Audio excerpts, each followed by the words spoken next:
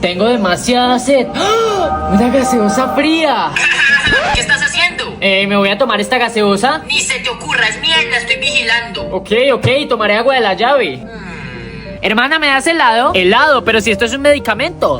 Pero se ve claramente que es un helado de chocolate. Qué extraños hacen los medicamentos hoy en día, ¿verdad? Ok, le diré a mamá. Hermano, me estoy orinando. Tranquila, hermana, ya salgo. Y apúrate. Aunque pensándolo bien, me dieron ganas de ducharme y me tardaré 30 minutos más. ¡Ay, te odio!